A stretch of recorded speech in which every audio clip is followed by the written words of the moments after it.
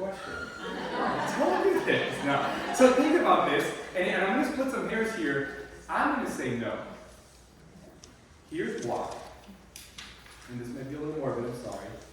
But if somebody literally, just right now, just passed away right here, and this person that passed away has the same blood, same cells, same tissue, everything's the same. A minute they were alive, and now they passed away. If I cut their legs, would it heal? It's the same. It's about the same body, same. Even if I took this body and I rushed it to the hospital and I put lung pumps, so their lungs are pumping at the same rate. I put a pacemaker so their heart's going at the same rate. So everything's exactly the same. Even the blood is moving in this body. If I cut it, will it heal? Why? Because it's dead. Thank you. It's dead. That wasn't a trick question. The first one was. So, because it's dead. But what is that? So it's not the body that heals itself. It's the power that's in the body that heals it. Right? In Genesis chapter 2, 6 or 7, or maybe both verses there, it talks about God forming the body. He takes the dust, he forms it, so he has this clay, this material, this dust, and then what does he do right after that? He breathes into it, right? The breath of life. That's what heals us. And I think that's a powerful thing to remember, that it's not the flesh that heals us. It is the power that's in the body. And we say like this in the office. The power that made the body healed the body. Last night, I was up late because my 5-year-old, my littlest one now, is healing. She's stuffy, she's not sleeping very well, so if I look a little tired, that might be why. But I remember I was putting her to bed and she wanted to sleep in my son's room on the floor and on a mat for whatever reason. So we're there and she's like, Dad, my throat really hurts. And then my son puts his head over his bunk bed and says, remember, the power that made the body healed the body, Lisa. And I'm like, yes, he gets it. So that's like what we always want to remember, that it's not the flesh, it's not the body, it's the power that's inside of us that heals us. And I want to encourage you today that if you're sitting here listening to these words, that power is obviously still in us, and I think we forget that sometimes. And sometimes we walk in here and we're still suffering, and we still have things inside that are not healed. And I will tell you this, that if you were shaving this morning and you cut yourself in your legs shaving, and what do you have to do for that to heal? Your body can still heal those things. A lot of times, the reason things aren't healing is because we're interfering somehow, and sometimes we haven't just figured out what that interference is, but somehow we're interfering with that healing process. Same thing with the shaving example. If you're shaving, and let's say for whatever reason, you have to be on a blood thinner, does that cut heal slower or faster? Slower, right? Because we've interfered. Now I understand there's other reasons why we have to be on those things sometimes. I get that. But you get to get the concept here. Like, if your body's always trying to heal you, as long as that power is inside. Okay? And I know this because the reason I'm passionate about this is really my story. And just a couple pictures. Picture has to be in here, but that's my family there in the middle. They're a little older than that. I won't go through all of this. I'll go through that one. That was probably the hardest thing I've ever done. Thank goodness they prayed over us. That was the trip that she said that they laid hands and prayed over us. We went to kind of Kilimanjaro, and my blood oxygen at the top of the mountain coming down dipped down to 31%. It was not a good situation. But anyway, maybe it was awesome. The reason I'm passionate about this is just my story. And when I was a little kid, I was a child that was constantly sick, always on medications, in and out of the hospitals constantly. And at 2 weeks old, I was very colicky. You guys know what that is, right? Yeah. Soon this little one. So my mom didn't know what to do. Take me to the hospital, and they find out that I have double hernias. Immediately, they rushed me into the emergency room, and they did the surgery for the hernias. And what do they put you on to prevent infections after any surgery? Antibiotics. Antibiotics, right? So 2 weeks old, the antibiotics destroyed my gut. So from 2 weeks old all the way through middle school, elementary school, I was one of the skinniest kids you're going to see, always sick, either food coming out one way or the other, dehydrated, that led to sicknesses and some nutritional issues that I had. So now fast forward, I'm going into middle school, And that summer, I started to pass out between elementary and middle school. And they did some blood work, and they said I was hypoglycemic. That means that your blood sugar dropped and I would pass out. So this was the answer to my mom. I needed to walk around with a Capri Sun, like a juice box, and a candy bar, because if my blood sugar dropped, what do I have to do? Bring it back up, right? So you give a middle schooler free range at candy and juices, and this is me 2 years later. From the skinniest kid to the most obese kid in my middle school class in 2 years. Wow. And if you can remember back to middle school, there's hormones that are changing, there's bullying that starts to happen, all those things start to happen. So I remember being back in the doctor's office, and this story's in my book here, so I'm giving you the short version. Back in the doctor's office, and they did blood work.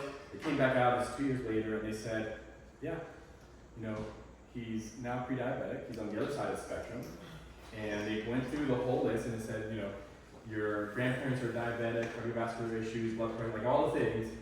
My mom's already going down that route, she has some medication she was on. And they looked and said, this is just in your what? Genes. In your genes. And I remember that, like, it was yesterday, because it was like this weight, like, all this stuff's happening in school. Now I got this, and I went home that day, and I went to my drawer, I pulled my drawer open, I pulled out a tie, I fastened it to the door, around my neck, I tried to commit suicide that day. And obviously, the tie broke and come up the door, and thank God he knew he had bigger plans to use that. I didn't use that story for my first 6 years of practice. I went to practice for 15 years. And I was not released to use it. But now I share that story because I believe that so many parents and kids are under that yoke that people have told them that, oh no, this is just the way it's going to be. No, this is in your genes. This is this is you're going to deal with this forever. And not only have I seen the healing and the power of that healing in my life, but now I see my 4 kids and the surprise 5th, which is a blessing coming. And I know, and just looking at their lives and the way that their bodies are developing is a drastically different way than my body developed. And I've had to do a lot. I still have a lot of things that I struggle with and work on because of my upbringing and past. So, if somebody would have sat my mom down and said, hey, there is a plan to work on health, to build health, and not just fight disease, and that's why you heard that saying earlier. We're not here to just fight disease. That's what we're taught. Wait until something's wrong, and then we're just going to fight the disease, right? No, if somebody would say, hey, here's what it takes to be healthy, I know that my mom would have taken those steps for me. So that's why we're passionate in our office about doing this stuff. That's why we're here on a Saturday morning. To teach you guys what does it really mean to build health. So let's start with that. Everybody write health on your sheet of paper. Let me ask you this question. When you woke up this morning, how do you know if you're healthy? What's the gauge or barometer you use? I can sleep and breathe. If you feel good, if you sleep and breathe, that's just being alive. Breathing's being alive. No pain. Yeah, no pain. Feel good. This is what we've been taught. If I feel good, I think I'm what? I'm healthy. Unfortunately, it's one of the worst barometers we can go by. Right? And think about this. If you have a headache, what are we taught to do? Take a medication. Does that medication make me feel better? Yes. I mean, in a lot of cases, the headache goes away, right? But does that medication actually build health in my body? No. Yeah, it destroys the liver unless all the other side effects. But think about this, though. Why do I say it's the worst barometer to go by how we feel? Not saying we don't want to feel good. It's the worst barometer because a lot of the things that are affecting us today, think about heart disease, or even a heart attack. When do you feel a heart attack? When it's happening, like in the middle of it. You can literally feel great the day before and the next day have a heart attack and not know that you have a heart issue going on. We can have cancer grow inside somebody 8 to 9 years before they ever have a symptom of this. So this is why we can't just sit and go by how we feel. Diabetes the same way, right? We can have all these things happening in our body for years and years, so we have to kind of change our mindset, change our perspective, and not just go by how we feel. We have to go by something else. And for us, it's really simple. I don't tell you to Google a lot. Don't Google a lot of things, but Google health and look at all the definitions that come up. And let's just go by the definition of health. And all of them, I don't care what fancy words they use, it's going to come down to one thing. There's one word in there, and it's function. Health equals function. How our body's functioning is what equals health. So on your sheet, you can draw a line like this. Put health, you got health equals FX. And on one side, write 100%. If my body's healing at 100%, that's the most function I can have, right? If I'm on the other side of the spectrum at 0%, what am I? Not breathing, right? We talked about this. Right? So, every single one of us is on this line. And every single decision that we make either moves us towards better health, better healing, better function, or moves us towards sickness, disease, and early death. There's no other way around that. And this isn't about perfection. Like she said earlier, we're all imperfect. It's about progress. Right? We're all looking to progress towards better tools that we can move towards 100. I think we get this line, obviously. I think this is kind of funny, though. You just mentioned my previous office earlier. So my first office in Pinellas County was on East Lake Road. And if you guys know East Lake Road, there's a Dunkin' Donuts, right? We were next to the Dunkin' Donuts, but the Dunkin' Donuts was not there when we opened up. Just say that. It was my office. Then they put a Dunkin' Donuts next to me. Then 2 doors down, I have a Marco, I think it was Marco's, Domino's Pizzas, one of the pizza places. And then, now they were going to put like a pretzel sauce at the end there. I don't know what's going to be now. You guys know now, you know what I'm talking about. So think about this. You get this line. If I went to Dunkin' Donuts for breakfast every day, me and my team, our team, right? And then we went to Marco or Domino's Pizza for lunch and dinner, and then we had some snacks at the pretzel house, or whatever. Which way would we be going on this chart?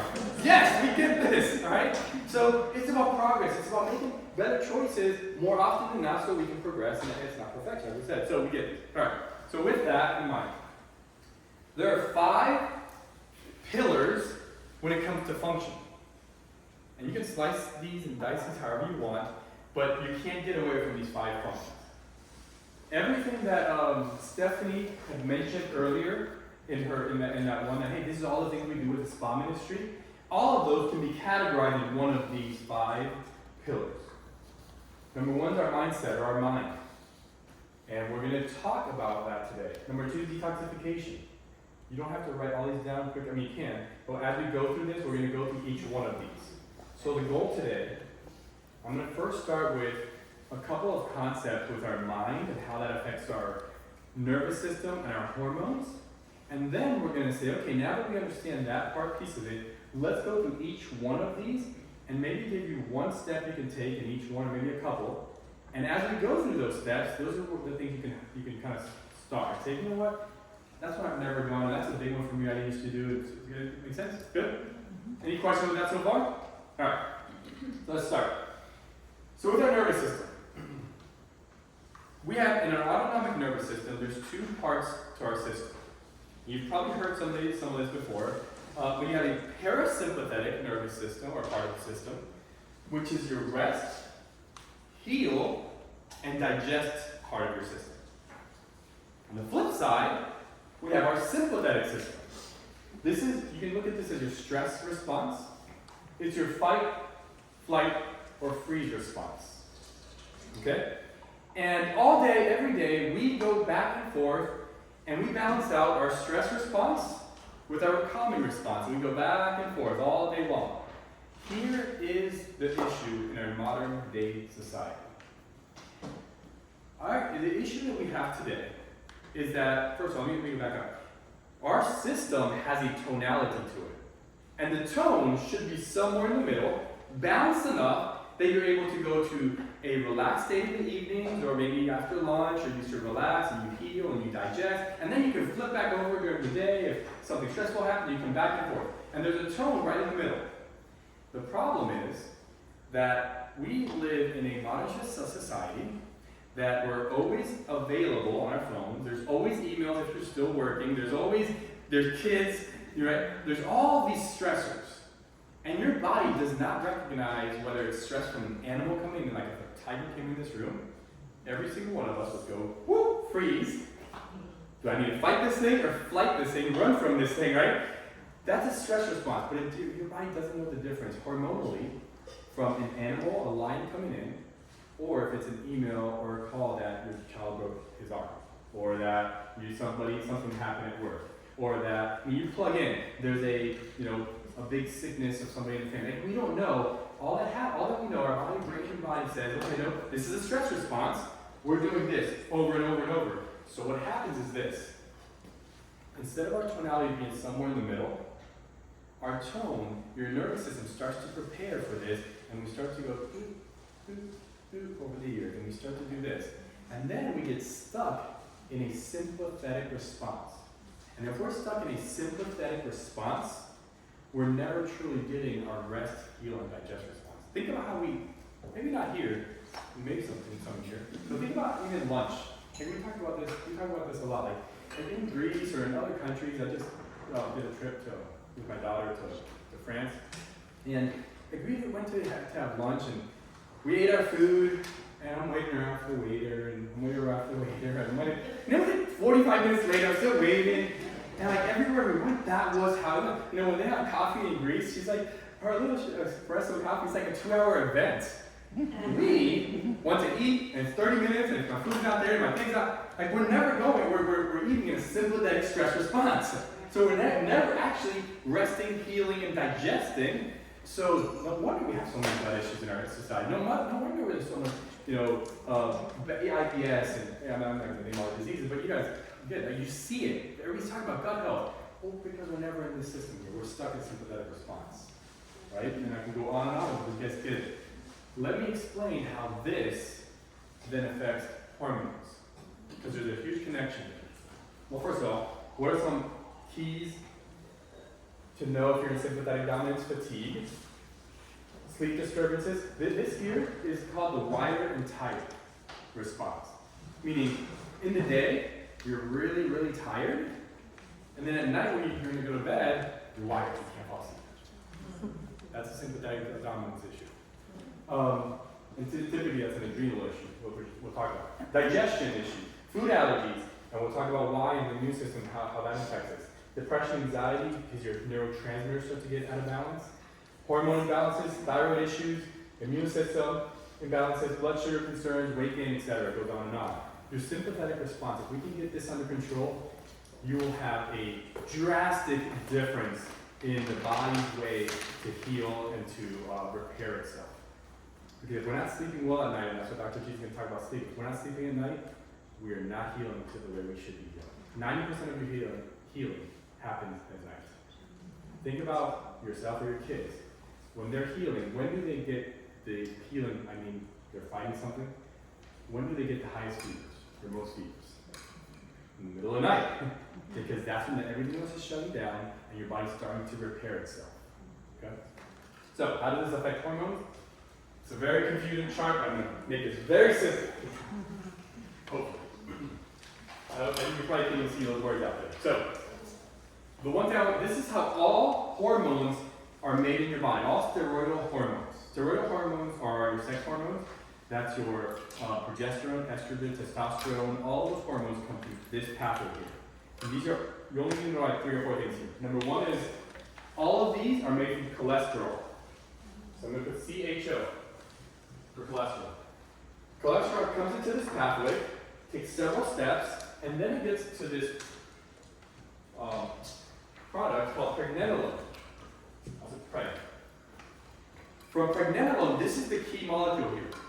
This molecule now has the ability, depending on what your body needs, to split one way. You see it here, pregnenolone splits the DHEA and makes estradiol or estrogen and testosterone. So over here you have estrogen and testosterone. And yes, females, we all need estrogen and testosterone, all of us need it. Then it also splits the other way and makes, what's the other hormone to balance this out? Progesterone. That's over here. So you see, there's a balance and a split here. Here's the problem. Pregnenolone makes this estrogen, makes progesterone, and there's this beautiful balance of when you need that in the body, and even as we age, as we go past that, but there's still these hormones that have to be balanced. Maybe they're at a different level, but they still have, there's a balance there. Here's the problem. when we are under a stress response, a sympathetic dominance, to make stress hormone, which is called cortisol, you guys understand cortisol, there's something in the body called the pregnenolone steal. It needs to use this pathway to make cortisol, or stress hormone, meaning it needs to steal pregnenolone from progesterone pathway to come over here to make cortisol. Now cortisol is made in the adrenal glands.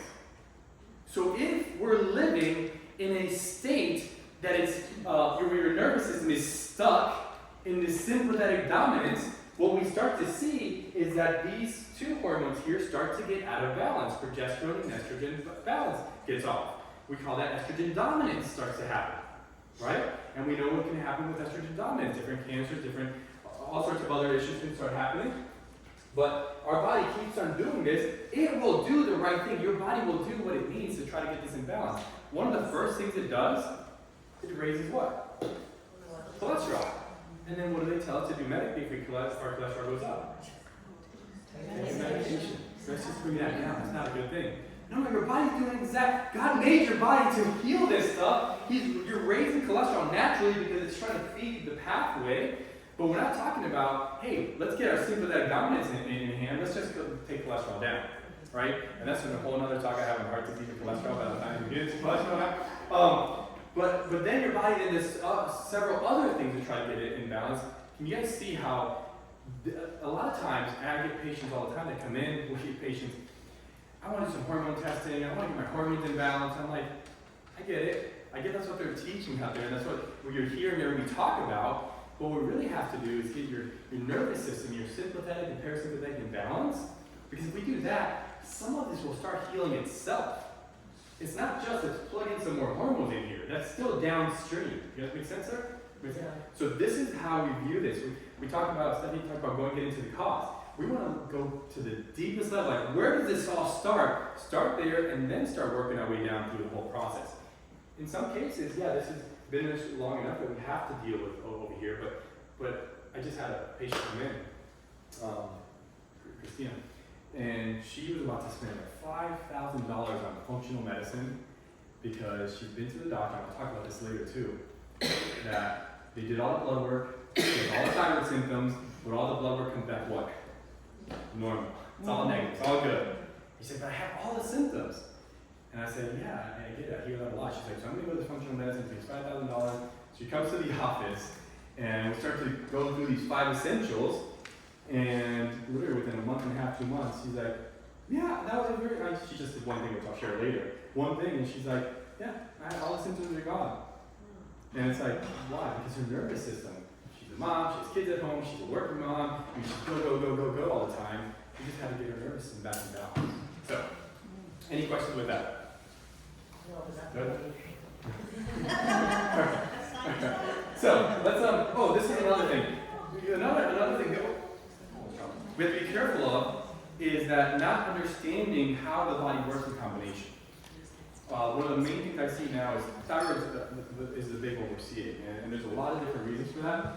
But a lot of times we just attack the thyroid, right, and treat the thyroid. But the thyroid works in combination with sex hormones and cortisol or stress. And it's like a three-legged stool. If I take one of these off, it's going to get wobbly, it's going to fall down.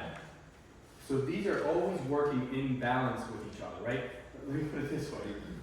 If I am stressed out over here in the sympathetic response, is my body thinking and preparing and wanting to have sex over here? No, it doesn't work that way. You can't be in a stress response and a growth response at the same time. Your body does not do that, right? So thyroid, if you're in a stress response, your thyroid has to kick up metabolism for a short little time to try to get you out of the stress response, and eventually it tires out and then it goes low, and we're hypothyroid, and now we're treating the thyroid, not really treating the stress response over here. Make sense? So it's also, you have to be careful that we're not just treating the one thing and looking at how these work together in conjunction with each other, so we can actually get the body to start healing. All right. So with that, health equals function. We're not going to know how we feel. As we function better, we will feel better. We should start to feel better. And now we can start to go the number one is the mind. And there's so many different ways that we can approach the mind. We wanted to approach it from the sleep perspective, because we believe that that is one of the major things that can really start to get all of this back in balance. We know that's the case. So we're thinking, okay, what is it that we can give you on each one of these categories to say, okay, these are the big things that we can applicable steps for you guys to take with you to start making some change. So Dr. Gigi, gonna come up, talk some sleep, and we'll go from there. So,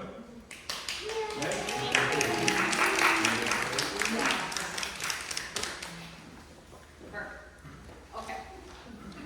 So if I told you I had this magical pill that's going to make you look younger, your immune system is going to get boosted by it, you will prevent cancer and heart disease and diabetes and weight gain and Alzheimer's, and it will make you more creative, more productive, more, your mood will be more stable.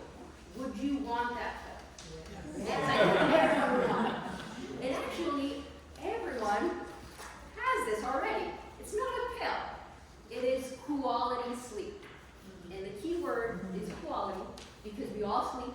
There's no human being in the world that's alive that hasn't slept at least for some hours. But it's the quality sleep, and that's where the problem is that most of us don't get enough and don't get quality sleep throughout the night. So this is how important sleep is. It's one of the top things we need to survive. I mean, we can go longer without food than we can go without sleep. And obviously the biggest problem is internet. We can't go without it even an hour. Right? So I'm going to briefly go through the stages. The biggest thing to know about this, I mean, there's different stages throughout our sleep, but it comes down to, from 1 to 4 is non-REM sleep, which is non-rapid eye movement. And then the last part, the last phase is our REM sleep, and that's during our dreaming state. If you have kids, you've probably seen their eyes go at some point when they're sleeping crazy, right? That's the rapid eye movement, and that is when they're in that 5th stage. Throughout the night, as we're going through those stages, there's a lot of important things that happen within each stage. In the lighter sleep, we get a lot of that muscle memory, which is things like when you learn how to, drive, or remembering how to get somewhere. This is muscle memory that gets built, and this is how we incorporate in our brain and our bodies through that light sleep, through those sleep cycles. As we go into that deep, deep sleep, where the delta waves happen, that is all where we get our immune system reboots. That's when we spike up those fevers, right, that Dr. Serrano was saying. Our skin looks better. That's when all our cells are going to get repaired. Also, human growth hormone is secreted during that phase, and that is so important for our muscle. And a lot of times as we age, one of the things that causes aging is decreased muscle. It's really important to keep up that muscle as we're getting older, because that will keep us healthier. And unfortunately, we lose that as we're going on, as we're getting older. That's why kids have a lot of this. That's why they grow, they need it, right? And then the last part, where is the REM sleep, the dreaming part, that is so important for our mental state. It is we emotionally process our whole day. We get more creative during that time. Our neurons in our brains synapse in ways that they will never synapse while we're awake. That's why we see these crazy dreams at night. We're like, why did I even dream that? And that will make us think out of the box. It will help us, find solutions to things that the previous day seemed like it was so hard. So it's really important to get all those phases. What happens is, to get through all these stages, you need about 90 minutes to go through that. And that happens throughout the night. We do those 90 minutes about 5 to 6 times, because we want to be asleep about 7 to 8 or 9 hours. Kids are a little bit more, so around 9 hours. For most adults, around 7.5, 8 hours is a great portion of time to sleep. So as we're cycling through, the interesting thing is that in the beginning, the first few cycles of those 90 minutes is heavily on deep sleep. It stays in that non-rapid eye movement area. So that's where all that healing, right, happens, all the rebooting our immune system. And then as we go later on into the more earlier time in the morning, that's where we have actually more REM sleep. That's our emotional processing. So if we, for example, sleep for 5 hours, right? What happens is we miss out on most of that REM sleep. So you probably noticed if you like sleep a little bit later in on weekends, you sleep a lot, you remember a lot more dreams than you do when you have to wake up a lot earlier. You don't get all those full 7 hours. It's because you haven't stayed enough in that REM sleep. So it's really important to get all those hours, the 7 hours. It's not like, oh, I'm gonna just get 5 hours and I'm okay, at least I slept 5 hours. It's because there's different things that happen in each stage and you need all those things. So, what happens when we don't get enough sleep? A lot of bad things, unfortunately. From what Dr.Serrano was talking about, increased sympathetic activity, that cortisol level spikes up. So a lot of hormones get unbalanced, and one of the biggest things is the cortisol with melatonin. So melatonin, most of you know that, maybe some of you take melatonin at night. And we'll talk about the melatonin, because a lot of people don't realize it's actually a hormone. So they work in balance. So if your melatonin is high, your cortisol is going to be low. If your cortisol is high, then your melatonin is going to be low. So if your cortisol is really high at night, guess what? You won't be able to get prepared. Your body won't be getting prepared to go to sleep. So it's a fine balance that we need to have. Also, with another thing that happens is weight gain, and that has to do with another hormone, another 2 hormones. That is leptin and ghrelin. So those are our hormones that tell us when we're hungry and we're not hungry. So leptin is our good hormone that tells us we're full and we don't want to eat. Where ghrelin is what makes our stomachs growl and it makes us want to eat. And actually we make really poor decisions when we have really high ghrelin.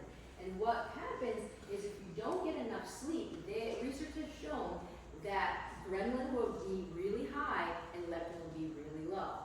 You probably have noticed if you're awake at 1 o'clock, I don't think there's anyone that says, I would love to have some salad right now, right?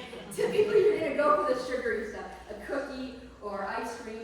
It's because of that hormone. It's in that it wants to feed you, so you make poor decisions and you eat more. So weight gain is an issue when we don't sleep well. Also, obviously, remember, like in the beginning, we boot our immune system that, so we're more vulnerable to colds, flus, diabetes, cancer, heart disease. Our skin is going to look dull. A whole bunch of issues with, especially our reproductive hormones, because of this, right? Because if our cortisol levels are high, because we're sympathetic, or we are very sympathetic dominant, then it will take away from producing the proper hormones and will produce more cortisol.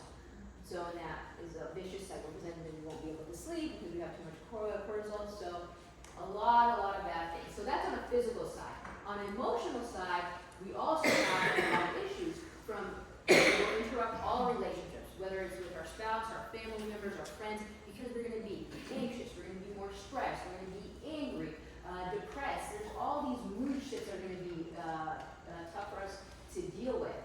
We won't be productive, we won't have energy, so it's going to affect all aspects of our life.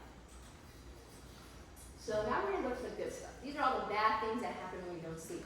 Now we're going to see how can we actually improve our sleep and sleep better and get that quality sleep that we need. So good night's sleep starts from the morning, actually, the moment you wake up. Because at that point, it is so important to get sunlight. What they've seen is getting about 10 minutes to 30 minutes of direct sunlight in the morning hours from 6 to 8, which is perfect because you said about the sunset. So join Stephanie and look at the sun in the morning, because that is going to help reset your circadian rhythm. And the circadian rhythm is that internal clock that we have in all our cells, and it will tell us when it's time to sleep and when it's time to wake up. And it will balance out also, and it will help us produce more melatonin at the proper time, which is at nighttime, and reduce that cortisol. So very important. Caffeine. I know you're not going to like me with this one, but it's not that it's bad. It's when we actually drink it and how much we drink of it, right? So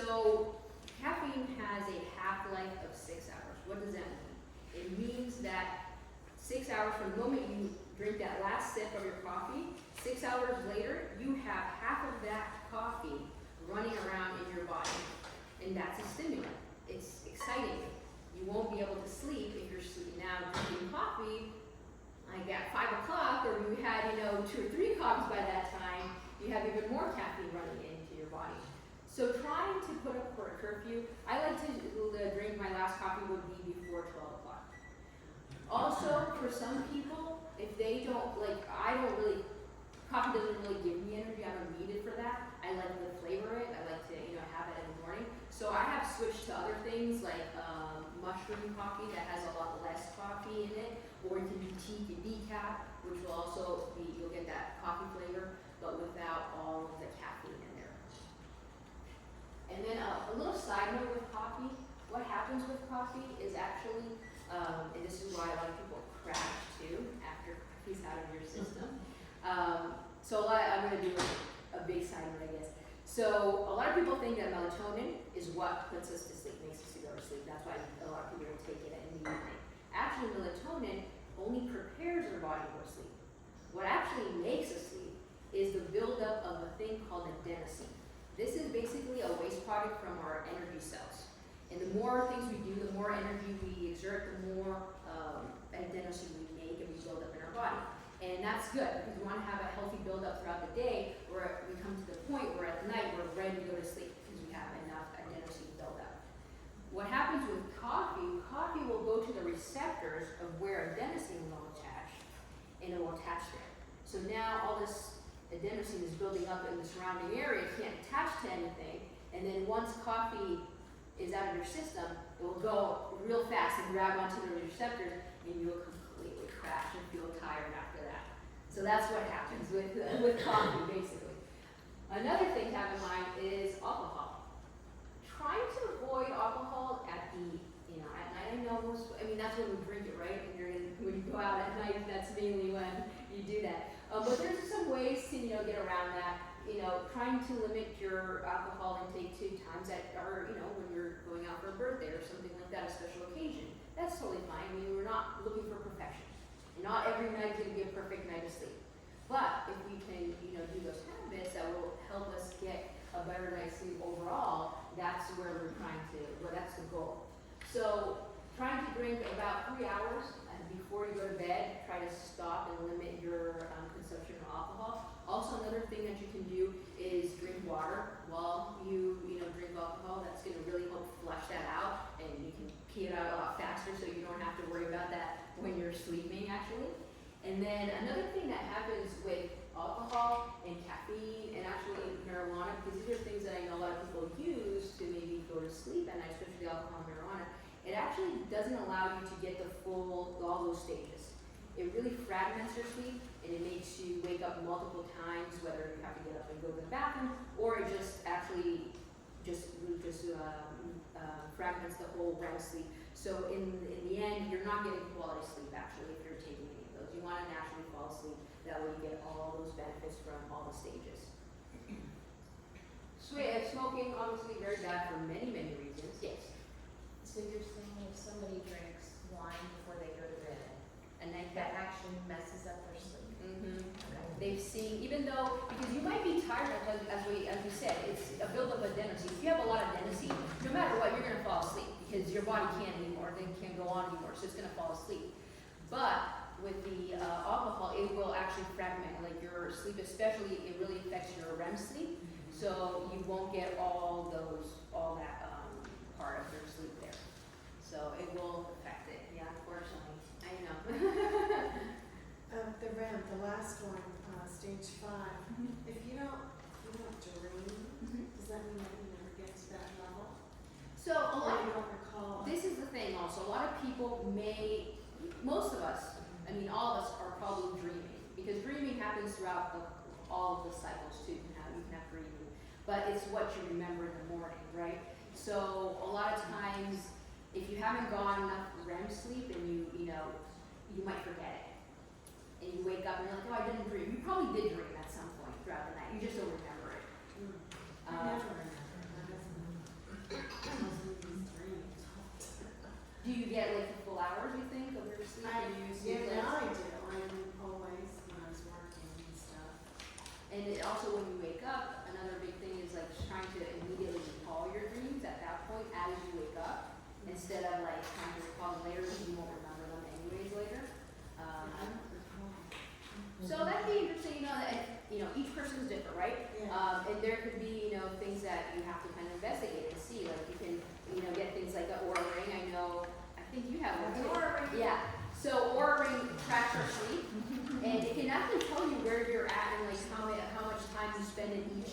too. So that would be something you can see from there, and you can see like, actually, am I getting REM sleep? And if you're not actually getting enough REM sleep, and you're seeing that it's decreased, then at that point it's like, okay, let's see why this is happening. What are some things you need to change to actually get that? So just to say something on the caffeine and the alcohol part of this. So I'm the type of person that I can have a cup of coffee at 10 and go to sleep at 10:01. Like it doesn't affect me that way. But with my Oura Ring, I can track that and I see that. Just because I'm sleeping doesn't mean I'm going through the stages. That's the big thing to remember. And so it's really good to have something, there's different things you can get out there to track it, because it's not about am I able to fall asleep or am I sleeping, it's are you going through the stages. And we really don't know that unless we have something to track and see, right? You do sleep studies, stuff like that, but it's neat to see, like I can drink coffee, I do decaf most of the time now, but yeah, I've noticed that, hey, when I was having caffeine later in the day, I'm not getting to REM sleep. I'm still sleeping my 6, 7, 8 hours, but the quality of all the stages really not the same. Same thing with like having a glass of wine or whatever in the evenings. It still affects it, unfortunately. That's the way it is. So, yeah. for sure. I was saying, smoking, bad for a lot of reasons, but nicotine is a stimulant. Just like coffee, that's why you don't want to be smoking. Fixing your gut, losing fat, that has to do with all that adrenaline and leptin hormone too. Also, what they've seen, you might have heard this as serotonin, which is our happy hormone. It's quite well known now that a lot of it is produced through our gut, and that's why it's so important to have a healthy gut flora. But also, melatonin is also produced through the gut cells too, which is something that maybe a lot of people don't know, because we all think it comes out from the brain, from the pineal gland. That's the main. That's one of the main sources. But actually, 400% of our melatonin is produced through the gut cells. So it's important to have a healthy gut flora. And we're going to be talking more about that as we're going, how to get that. Exercising in the morning is best. And I know you guys do a lot of exercising in the morning, so that is great. Getting it early in the morning is perfect. If you can't get it in, I would still suggest to not go past 7 p.m., especially if you're trying to get sleep around 10 o'clock. You don't want to overheat, because for your body to go into sleep, it needs for its core temperature to go down. So you want to make sure you're not really getting too hot when at night. So I'm just curious, because I do stay up late, and that's probably my biggest problem, but I feel guilty if I didn't work out, so I will literally exercise while my husband's sleeping in the bed on the carpet. What? For like 20 minutes, 25 minutes, rigorous, and then I fall right asleep. What is this, like 11 o'clock at night? Sometimes 1, Wow. sometimes 12, never 11. So again, you have to keep in mind, like, you probably can fall asleep after a lot of these things, because it has to do more with adenosine. So the more adenosine you build up and the longer you stayed up, the more tired you are going to be able to fall asleep. But again, your core temperature is probably pretty high up, so I would be curious to see, are you getting, all the stages there? Or is your body having a difficult time to relax? And another thing that the Oura Ring will measure is our heart rate. And a lot of times, if you had a stressful day, I'll see like my beats will be pretty high up, and that will interfere with how I'm sleeping too. I was curious So- if that was not a good thing to do, but I just feel so guilty that I haven't done anything. Like, you have to exercise. So I will. Maybe switching it over into the morning time. I'll try to make this kind of quick. Yeah. My story is, I was diagnosed pre-diabetic, so I was taking this class, and it was 1 week, I did everything right. All the right foods, all the right exercise, everything, and I gained weight. Couldn't figure out why. And this went on for a couple weeks. Well, as time went by, I got busted. I walked in my sleep, went in the kitchen, would eat, and went back to bed. And then on a family vacation, or Michelle, why are you in the kitchen? Oh, nothing. And I just go back to sleep. Where does sleepwalking come fit into this? Sleepwalking, actually, a lot of people think it happens at the rapid eye movement during dreaming. Actually, it doesn't happen during that time. It happens earlier, more into that like deep sleep area. Because once we go into our breathing state, our body does something where it basically cuts any action below the spinal cord. So you're basically paralyzed.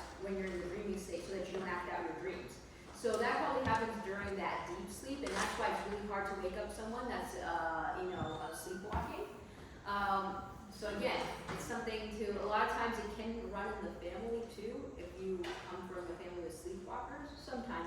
But it's something to explore and see why is that happening.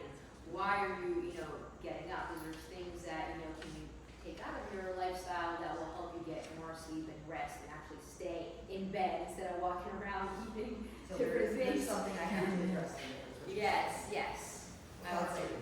Because we can get into real specifics, like I do an hour talk on this. I mean, each person is so much, so different. You really have to like dive in deep and see which areas are getting interfered. And I know we have to respect your time. We're already probably, overtime right now, so I'm gonna quickly go through this. Napping. Napping is good if you don't have a problem going to bed at night.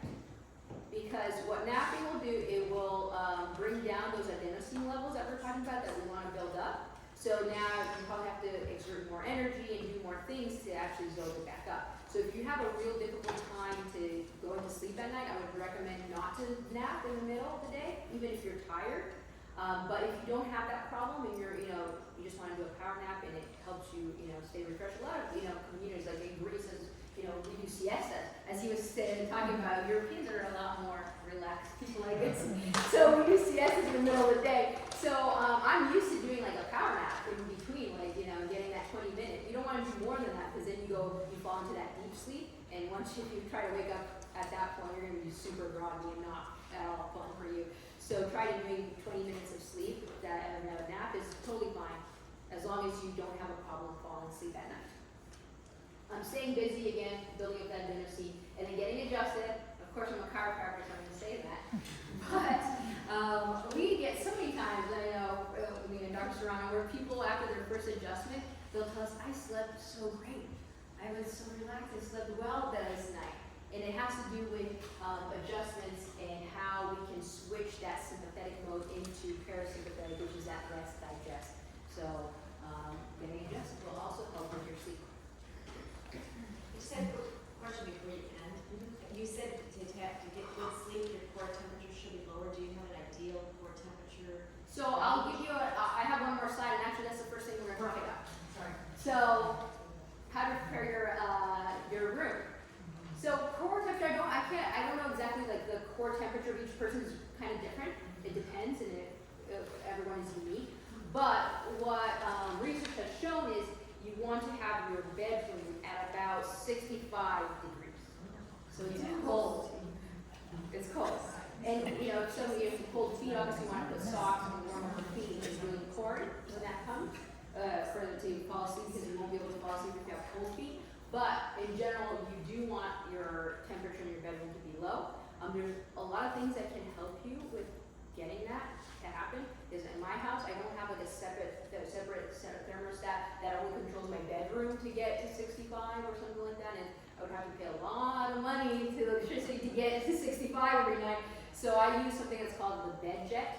There's other ones out there, the Uller and things like that, that will help you decrease that temperature, but it makes a difference. I would wake up and I would be so sweaty because I like to put all these covers over me, and then during the night, all my heat is coming off of my body, getting trapped in there, so I would wake up and be drenched in sweat and ruin my sleep. So this has helped tremendously to keep me cool. Making sure that you have blackout curtains. You don't want any light, artificial light, light from the neighbor's house or from, street lights and things like that. Moonlight is great, but you don't want other types of light because they have that blue light in there. And that's a big thing. You want to block that out because that stimulation is very close to the sunlight.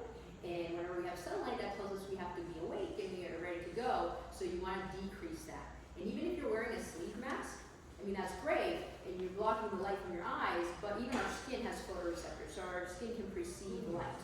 They actually did a study where they had this guy, and they put a little light right behind his knee here. He couldn't see it, wasn't, everything else was blacked out, and they saw that it interfered with his quality of sleep overnight, because even our skin can see light, basically. Clean air, opening up the house, keeping it down, also making sure not being loud, not putting that, the TV on, and you got some kind of action movie going on, and then you have really, volumes go up and down. That's going to disturb your sleep, obviously. Clean air, open up your windows, get some plants that clean the air, maybe air filters, mattress pillow sheets, making sure that they're breathable, that they're organic. A lot of mattresses have a lot of different toxins on them, like boric acid, melamine, resin to make them so that they don't get what you call fire retardants. They're called, so that they don't burn, I guess, in a fire. But what happens is, if you have a mattress like that, it will secrete fumes basically, and you'll be inhaling that all night. If you do have an old mattress, I would recommend to get like a cover that will encase it. That way those fumes are not coming out. So for keep it down, what about white noise like a fan? Yes, that's perfect. I mean, you can do anything that's monotonous and it's not like fluctuating like up and down is fine. Like white noise, maybe fan, AC going on, like things like that are okay. Yeah, and they can drown out other noises from neighbors, maybe, and things like that. So that's fine. Last part. Okay, I'm trying. I feel like I'm on a race of time here. Really important, getting to bed at the right time. Maybe that's for Judy. Yeah, because if you want to, if you know you have to wake up a certain time in the morning, then give yourself enough time to, go to bed and get that full 7 hours. The best time they've seen, the best quality sleep you get is through from 10 to 2 o'clock in the morning. So if you can be sleeping during that portion of the night, is really good. So you get a lot more benefits and you go through the stage a lot easier. Avoiding screens, as we said, blue lights. I mean, our TVs, our phones, our laptops, all that has blue light. And blue light is just like sunlight. So we want to decrease that. So try maybe an hour before you go to bed to not have any of, any type of screen in front of you is going to be really important so that you can actually fall asleep at night. A lot of our phones nowadays already have that night mode, so it will make it into those orange and like yellowish colors. Orange and yellowish colors don't affect your sleep at all, actually. And they think it has to do with back in the day when there was no electricity, people used, fires and candles and things like that at night. And actually, it can actually help you go to sleep. If you've been, a campfire and you're like looking at the fire, you kind of feel sleepy and drowsy afterwards. It actually helps you go to sleep. So you can change your lights in the house in general and dim them down and put like yellow lights, and there's yellow or red bulbs that you can put, and you can use those instead. Taking a hot bath or a shower an hour before you go to bed. I know it sounds contradicting because we just said we want to have our core temperature to be lower, but actually when we take a hot shower, it will open up our pores, and that will actually release a lot of that heat, and we'll be able to decrease our core temperature a lot faster and easier. Doing boring things like maybe reading a book instead of watching a very interesting movie would be probably preferable, and choosing your position. So that's important because a lot of us may have, we can't get in a comfortable position. So making sure that we, figure out whether it's a shoulder issue, a hip issue, neck pain or anything like that, we want to get rid of that so that you can actually sleep and not have discomfort. We see a lot of patients with, those type of issues. So there's things that you can do to help with that. In generally positioning, I would recommend either on your side or on your back. Stomach sleepers, you're really not the best position, and we can go down that, whole thing there for another 10 minutes, but I'll just keep it to that. Calming your inner chatter. So a lot of people will tell me, well, once I go to bed, I start thinking of all the things I have to do tomorrow and all the things that happened today that I wasn't able to get to, and it's all, your head, your mind goes, 100 miles per hour. There's things that you can do. I mean, pray. All of us here are Christians, right? So praying and talking to God and letting go of all those things, maybe journaling, maybe doing some breath work to relax. All those things are going to be helpful to decrease that chatter. And it's not only using it once. Because they have to go, I did that once. You did it once. It's not probably going to work in the first night. It's something that you have to build up to. And it's a muscle you have to train so that you can get to the point that now you can release all that stuff and not take it when you're in bed. And then sticking to a routine is really important. I'm one of those people that can't really stick to routine. That's my struggle. Every weekend I stay up later, and then every Sunday morning, like I said, Monday morning, I am like, I shouldn't have slept so much during the daytime on the weekends, because then it throws off everything, and I don't get enough sleep on during that Sunday, Monday time. So keeping to a good schedule and waking and going to sleep and waking up at the same time throughout the week is really important. Obviously, we're going to have the times that we won't be able to do that. Yes, you know, we're people. We're going to have, you know, we're going to go to parties and do things. It's not going to be, or we have kids and they're going to wake us up. But again, we're not looking for perfection. We're looking overall, most of the time, being able to get all that quality sleep. So that's it. I am done.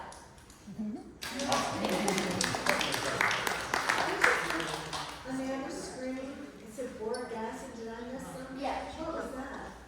These are different toxins that they put in the mattress. Yes, a lot of them are determined in the mattress, how the way that they just take them. And they'll put stuff. But you can get mattresses that don't have them. Obviously, you can get organic, you know, they can be from cotton, from bamboo, things like that. But some. So, anyways, next part is detoxification.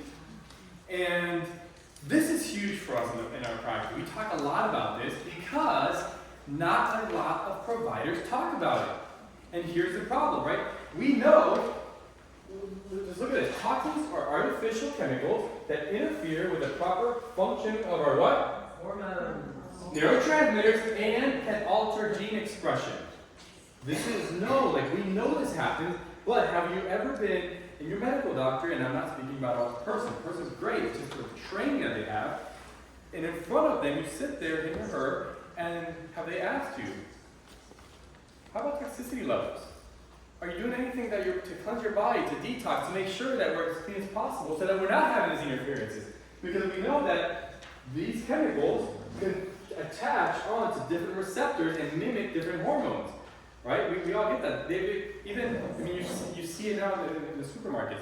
BPA free also. Why? Because we know some of the plastic mimic estrogen. We know that some of the other chemicals can cross the blood-brain barrier and cause neurological issues. So that's why I'm really passionate about detoxification, because of that. How do we get toxic? It's this big fancy word called bioaccumulation. Bioaccumulation, it's simply this. The way I like to picture it, it's like a bucket. If I start pouring water into this bucket, and I don't stop pouring water in, what happens to the bucket? It overflows. This is exactly what happens with toxicity in our body. It's not that there's one thing that causes all this stuff. It's that even from mom to baby, prenatally, we know they've done studies where they take umbilical cord blood and they see over 200 different carcinogenic chemicals that are being passed from mom to baby before the baby's even born. So then we wonder, why do we have so many kids that we're seeing with all these different rare cancers? Yes, they're rare because we've never seen this amount of toxicity in our environment. So we don't know what these things can cause and the different genetic expressions. Medications, whether they're saving our lives or not, there's still something your body has to process. It is a toxin your body has to process. So sometimes the goal isn't we can get off all medication, but sometimes we can cut it in half because you're functioning better. That's a huge win in a lot of cases, right? Heavy metals in our food supply, in the things that we use. Toxic homes, Dr.Gigi, that's what she said when she was talking about the mattress, giving it off, like in our home, all the mattresses, we went to organic mattresses as soon as we really started getting into detoxification. One of the ones we like, if you want to write something down for whatever your use change, is S.P.A, and there's a lot of them out there. But S.A.A.T.V.A, that's a brand that we have and we like. I think the avocado mattress is another good popular brand out there. Could you spell that again? Yeah. S.P.A, S.A.A.T.V.A. Toxic foods and toxic vaccines. It doesn't matter where you stand with the whole vaccine issue. If you look at what's in them, they are toxins. So we recommend if you choose to immunize yourself or your kids, guess what? There's things you should do to detox the body in the process. And if you don't, well, that's another thing. You guys have an option on. All of that causes overflowing, which leads to dysfunction. What's the definition of how dysfunction? Well, so when we dysfunction, we have dis-ease, our body's not at ease anymore, which is what your body's always doing, trying to get at ease, and then disease happens, and then we have symptoms, and what do we do with symptoms typically? We just medicate again, we're back in this loop. We're never really looking at all the potential things that can be causing the symptoms, right? So, with bioaccumulation, how does our body deal with toxins? What is our immune system for? Let me ask it this way. What is it for? Fight. That's what we think, right? It's fighting disease, and it is correct.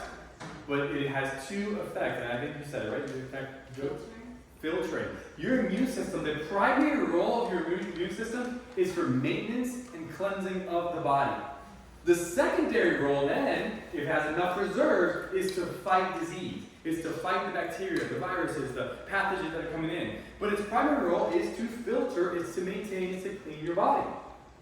And if it's overwhelmed with too much cleaning, then it has little reserves for the actual fighting. And this is where we see a lot of different immune issues starting to happen in our society. We have an epidemic of autoimmune issues in our culture that we've never seen before. We've never had this happen. Why is that? Because we have so many toxins that our bodies deal with. And as you deal with more and more toxins, your immune system literally goes haywire. It is a stress to the immune system, which once again puts you into the sympathetic mode, because when you're fighting something, your body is stressed out. And then, when it's in stress mode, it can even switch and start fighting itself, or fighting the body. Like God did not make you to fight your immune system to fight your body. And here's what I would say to this. If you were born with an autoimmunity, like from day one they knew, hey, this is part of, for whatever reason, I get it. There could be some genetic difference or expression that happens.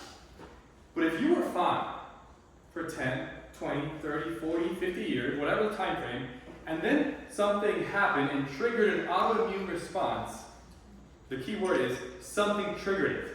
It's not that this is just the way you were made. You weren't just made to fight yourself. Something triggered it. And if something triggered it, we can peel back some layers and try to figure out where that trigger came from. And in many cases, it's these different toxic levels that our bodies are dealing with. Does that make sense there? So, our immune system, yes? I was just gonna say, can you hit the toxins, the cleaning products and the things on your skin? You know, the lotions. Yeah. And all that. Can I go through your asking? Say that You're again. asking me? Yeah, I was just gonna say if you could hit that, just, because that's probably the. Yeah, so, some of the things I'll talk about here, I talk about in the book also. That's why I gave you the book. I know we didn't have a lot of time to go through this, but in the book I have the top 3 chemicals that you want to look for in your cleaning supplies. So those are in the book to go through. Yep, dilates, there's DEA, there's a couple of them in there. They're also in the book. I have the top 5 things that you have to look, you can look for. I go through water and different things like that. So yeah, that's in there. All right. So with the immune system dealing with toxins, we need to have a process to cleanse our body and detox our body. Now I say those 2 words. Do they mean the same thing? Are they different? What do you guys think? Because we won't use these interchangeably sometimes. Do you know the difference? Let me say it this way. It's kind of vague. It's kind of right. Everybody's kind of, I don't know. There is a difference. But I think it's a little bit subtle. And if you kind of Google and start researching, people clock it back and forth. I, in my head, made this is not in the book. I made a clear distinction just for the way I want to view it. And the way I view it is this. Cleansing is more at a gut level. It is more for like my GI tract. I want to cleanse my GI tract. And as I cleanse my gut and GI tract, it will have an upstream effect to cleanse my cells, liver, blah, blah, blah. But, so that's cleansing. Detox then would be something you do that's at a deeper level, going into like cellular detoxification or liver detox. That's a little bit deeper. That's the way I like to separate it out. And then here's why. This is not in the book. I wish I would have done this when I had the book. I didn't do this, but I started this after the book. We now do what I call the 3D detox plan. We do this at home. We do it as our team. And the 3D detox plan is a plan where you're continually cleansing and detoxifying. This might be your start, or maybe just one of these might be your start. So detoxing weekly, cleaner products, right, Judy? Cleaner foods. And when it comes to products, yes, it's what you're putting on your skin, it's what you're wearing makeup-wise, it's what you're putting in your hair when you're washing it. It's the cleaning products at home. Cleaner foods. Progress, not perfection. Progressing towards cleaner foods. The book talks all about this, and I am going to go through part of the nutrition here. Detoxifying teas. These are teas that you can have at home that you help your body and your liver just detox, right? Staying hydrated, detoxing, more water, more hydration in Florida. Leg compression, doing sauna treatments. Those things, you don't know what leg compression is? They have these sleeves that you put on your leg and it squeezes your legs, because as we go through our day, a lot of the lymphatic system gets stagnant into our legs. We sometimes get a little puffy. That's the lymphatic system that's not draining. If your lymphatic system is not draining, guess what? You're getting more buildup of toxins in your system. So you put these leg compressions on, and it squeezes, almost like a blood pressure cuff, and it squeezes our lymphatic system. Something that we have at the office, and later we have some free sessions that we're going to hand out as gifts as well. So leg compression saunas, infrared sauna in particular, that gets deep into the cells. I know Stephanie talks about infrared sauna quite a bit. Yes? Can you speak a little bit about foot detox? The foot bath detox. Yeah, foot bath detox. What would you like me to say about them? I mean, they're good. I would definitely recommend them. So, I these have are, a foot detox. Yeah. Yeah. absolutely. And I don't do it as often as I should, but that really does a lot of detoxing. Yeah, so right? yes, so back to the whole leg compression. What happens is many of us don't ever decompress our legs. So the lymphatic system really gets bogged down, and all those toxins eventually end up down towards the bottom of our legs and feet. So that's why when we do a foot detox, it starts to pull out some of that stuff that's kind of been stuck there, so to speak. Yes. Because a lot of people have different opinions about it. Yeah. But when my husband and I use it, we see the water changes color. Oh, absolutely, yeah. It's lotus, it's just black. Yeah. But it seems real to me. Yeah. We sleep better. Absolutely. So, and then guess what? They say a lot of what we're talking about is bogus out there. They say a lot of what we're talking about is bogus out there, right? But it's so it's great. She just wants to know how you foot detox. Yeah, no, I think it's great. I think it's great. We love it. Yeah, I think it's another tool in the box to start using to help with your body for the healing process. Absolutely. Yeah, I think it's a great. Even the salt water, going to the beach, standing up to Oh, your knees salt water, for 20 yeah. minutes, stand in that Yeah. water.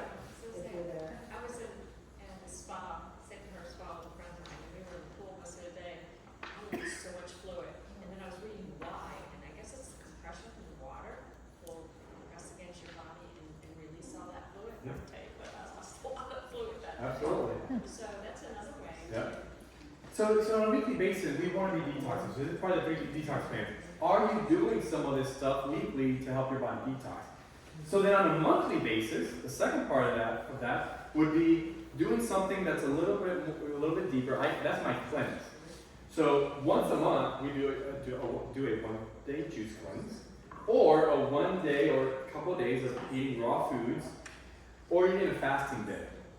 And physically fasting is so beneficial, but on the other hand, it's amazing that everything that we find beneficial for our physical, it was there from the beginning in the spiritual realm first. So I just always find those things fascinating. So first Monday of the month, we do a juice cleanse, a 1 day juice cleanse. And we juice all day that Monday, giving our digestive tract a chance to rest. Right? So often, we just don't give it a chance to rest. And for something to heal, sometimes it needs rest for it to heal, right?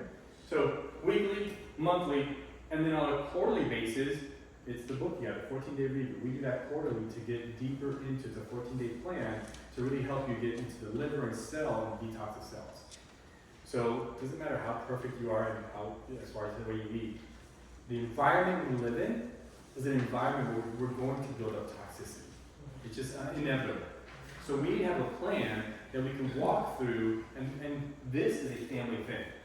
My kids, they're too young to do the full detox or reboot, but they'll do their version of it. They know that at 14 days, we're minimizing all processed foods, no matter like that's, and I love it because summer in particular, we vacation a little bit more, we're out, we're eating not as good, and on the way back, it's inevitable. One of my kids from the back's like, when we get back, we need to reboot. We need to reboot. I'm like, yeah, we do. So it might look different for them, but it's still possible, right? It's still possible, is the point.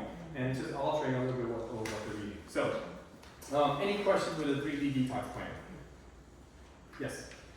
On the juice cleansing, Yep. do you just, sorry, do you buy little juice things, or do you do all the juicing yourself? And then the second one, the raw food, is that just what it sounds like, you just don't cook with food that day? Raw food, yeah. Okay. All fruits and veggies, organic fruits and veggies, 1 full day. We've done up to 5 days. It's a little more difficult, but yeah, 1 day is really simple. It's something you can all do. And what happens when you do the raw food day is you're getting all of the nutrients and enzymes and all the things that are naturally there that will reestablish, start help establish a good gut health. Right? Because sometimes we cook so many things, we're losing out on a lot of vitamins, nutrients, minerals, enzymes. Really going to change. Yes. I'm just curious, what is your theory on 3 meals a day versus like eating every 3 hours something healthy? I've heard both theories because you seem, it sounds like you're advocating like more of a somewhat fasting thing, and I've heard that if you eat every 3 hours, then you're not as hungry and you won't be as inclined to overeat. Which way do you think is better? I don't want my favorite about the juices as well. I'll answer this. Can I answer that in the next section when I go to nutrition? Yeah. Keep in mind when I go to nutrition, I'll answer that. No worries. Yeah, I want to get into the nutrition. That's a good segue. That's really good. I will answer that. As far as the juices go, actually I'll put it up here so I don't forget. Sorry. No, that's good. I eat out of that.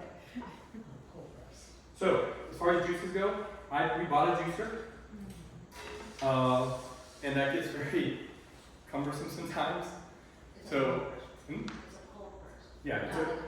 Well, we can get juice either one, but the cold press will keep. When it comes to juicers, if you are going to buy one, I would not buy this high centrifuge juicer. It would be a cold press that crushes it. You need more nutrients out of it. The other one can denature some of the minerals in there. If you're not buying one, because sometimes I just don't have time to buy out, it's a lot for a day of juicing. It's a lot of stuff, especially for a family.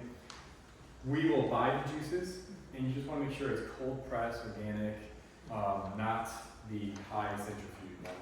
I found Suja. It's just they have it everywhere. It's easy. Suja, the brand Suja, S-U-G-A. Or better than that is there's a couple local places. One of them is in Dunedin, Escaper. They're amazing. I think for like maybe $100, $89, you get like a whole day of juicing, and they're awesome. Like they're freshly made, they're organic, they're great. There's a company too called Farmer's Juice. I was getting this, but. Yeah. So we go back and forth. I make it most of the time, try to, but when we're just a little bit busier, then I just buy them. I try to get it from Escaper. If not, Suja would be my other one. Alright, so maybe that's your start for some of us, right? Say one day a month, that's doable. We can all do 1 day a month, right? Like that's easy. Alright. The next portion was going to be the exercise portion. And in the exercise portion, we didn't want to come up here and talk about, we have an expert here. We were going to talk about exercise, and I think we know the benefits. You guys have been with Stephanie long enough, some of you. What we wanted to do is talk about this from a lymphatic drainage perspective. Now, because of time constraints, we won't be able to go through all the lymphatic system. Dr.Gigi does a full, what was it, like an hour talk, and people loved it at the office on lymphatic drainage, the lymphatic system, how it affects your immune system, hormones. So one of two things. A, we can talk about having her come and do that again, or maybe. I saw the second option, which is not as good because it's better to have her in person. She did, I think, record a portion of it, and we can potentially send that out as well. So. I can record it. Oh, you didn't record it yet? I never Oh, I thought you were recording. Okay, so option only one option. You can have her back and do the whole emphatic time. It's awesome. So she'll go through all of that. We're gonna try to get through some of the highlights, but it would be not doing it justice just to highlight it.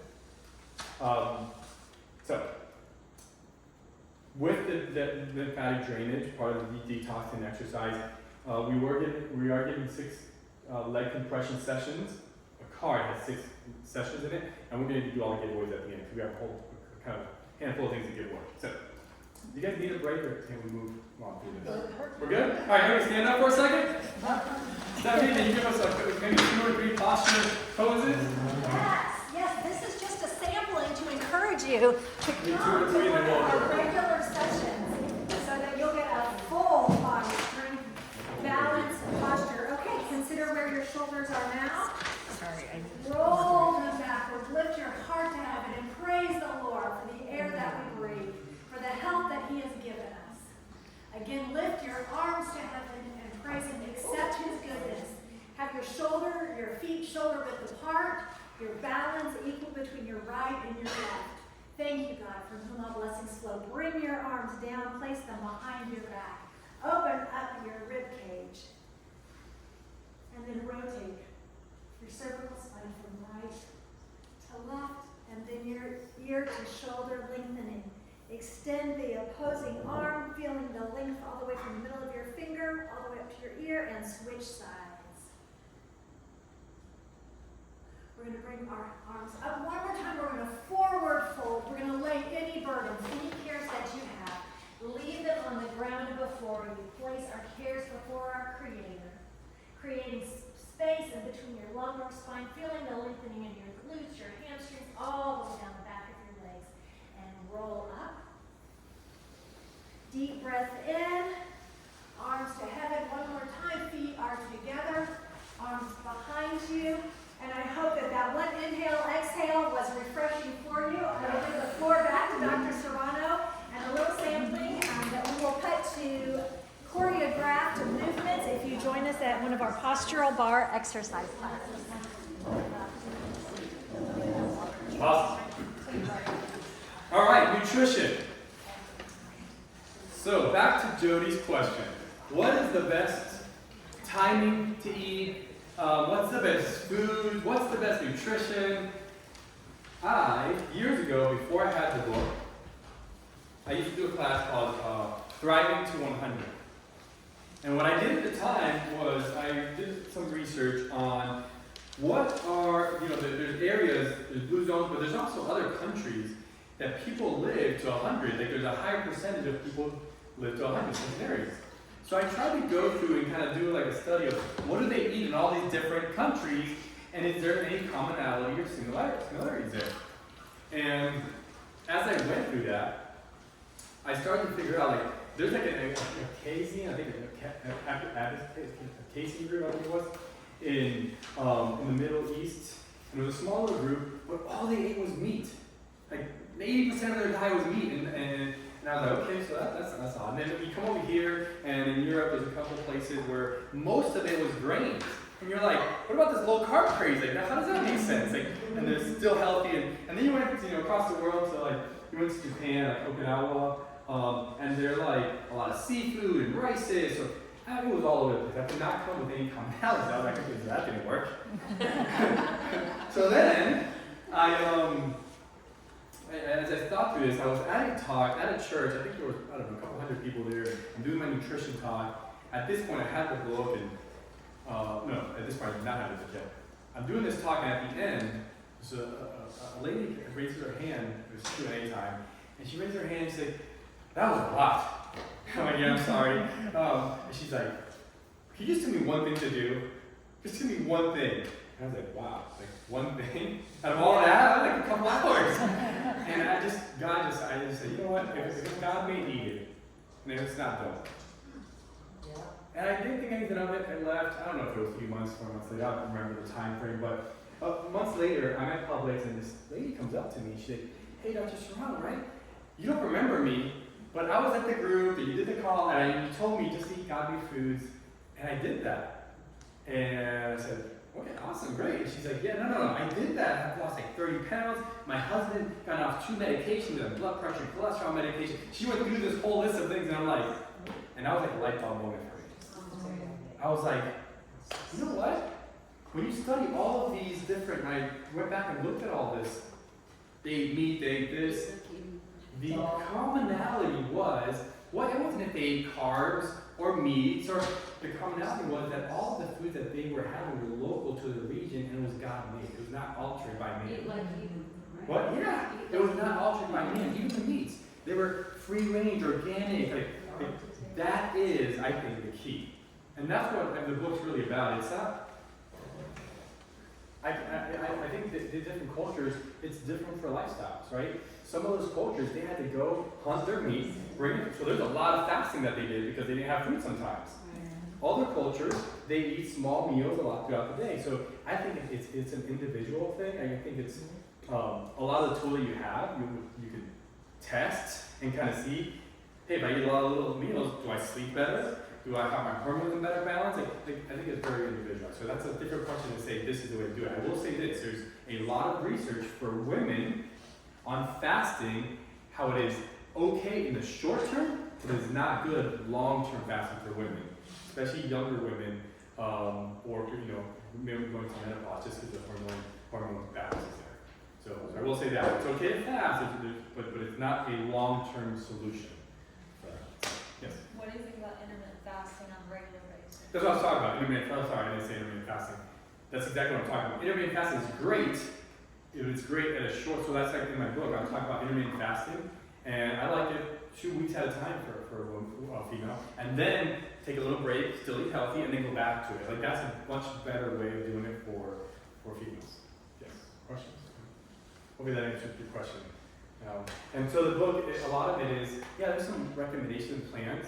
There's 2 plans in the book. There's like the 14-day reboot plan, which is 14 days just to cleanse. And then there's a fun plan, a functional nutrition plan, which basically is eat more God-made foods. That's it. And then I have a list of all of them. So, all right. So with that in mind, that's the book. One of the things that I think a highlight from the book that I love is lateral shifts. Lateral shift, it's not like with God-made food, it's not like I'm saying, hey, you eat ice cream, lateral shift to broccoli. We're not saying that. We're saying, if you guys like ice cream, you can make a step to the side, a lateral shift to healthier versions of ice cream. We used to make ice cream, and now you can get them in public in different places. We used to make healthy ice cream at home with other natural sweeteners in it, and my kids loved it. I put macadamia nuts in there, I put all sorts of healthy things for them with good organic different milk, stuff like that. So lateral shift is just like, you're doing something. You like Lay's potato chips? That's pretty toxic for you. But we can laterally shift to like a siete chip, or like it's something that's maybe like something that's cooked in avocado oil, not all the preservatives and all the stuff over here. Does that make sense? So you're not like giving things up, you're just shifting from, hey, this is what I love, and we have pretty much found a lateral shift for everything nowadays. So what I wanted to do, give you something to help you along. So if in your packet, you should have a food chart.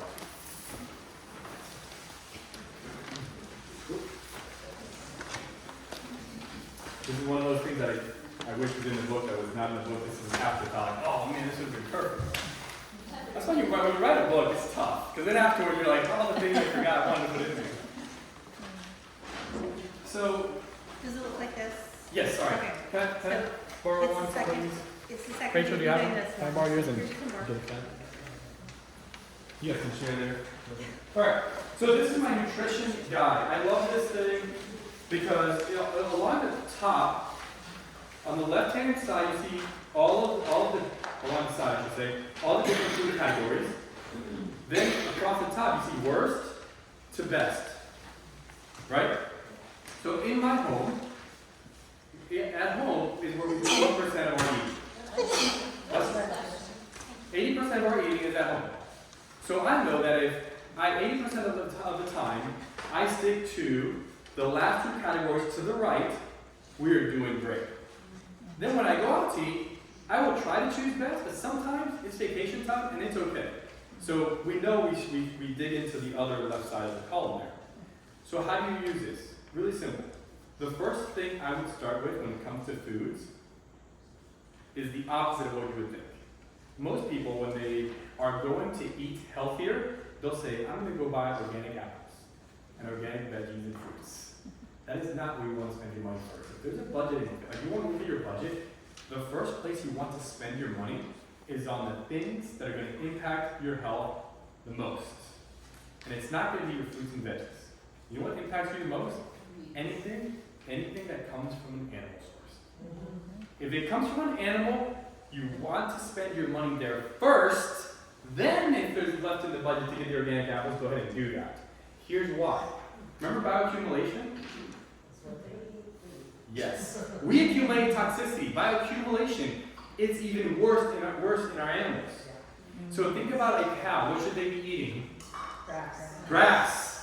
What do they feed them?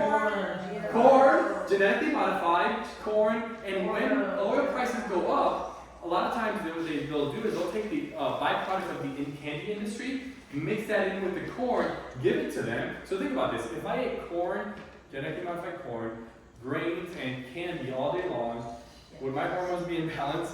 No. Would I be very sick? Yes. So then because I'm sick, they have to give me a bunch of what? Medications. So they feed them a bunch of medications. They give them hormones to make them bigger, stronger, faster. Probably not stronger, just faster. And then we buy that, and guess what we're getting? All the antibiotics, all the hormones, all the pesticides, all the things, and then we think, let me just go get the apple that's organic. No, you're creating a lot of bioaccumulation in your system. And then we talk a lot about kids in our practice. Everything I was going to say, I have to go back to the kids. So your kids are developing. Our kids, our grandkids, our own kids, if we're giving them these meats that are toxic, that are denatured, that are not healthy, what kind of bodies do you think they're actually going to develop? Bodies that are unnatural, that look different. You know, we see all the different hormone changes in our kids sooner or earlier, and then we wonder, like, hey, well, how do we get here? It's because we just don't understand as parents where to start. By the way, if you have kids or grandkids, Thursday, August 3rd, is that Thursday, August 3rd? Yes. This is just side note, August 3rd, I'm doing a talk at the office on ending the food fight. Like, how did I take, full side note here. So my oldest, I have 4 kids, one away. Our oldest is 15, she's my sister that we adopted. We took her in when she was 7. And a lot of people used to look at us and say, well, it's easy for you to say because your kids grew up like this. Well, no, my sister did not grow up like this. Yeah. For her first 7 years of life, it was Subway, McDonald's, school lunches. It was a bag of medications. She had the worst eczema you're ever going to see on a child. She had inhalers for her asthma. She had anxiety medication she came with. Like literally, when we signed over, it was like, here's the bag of pills.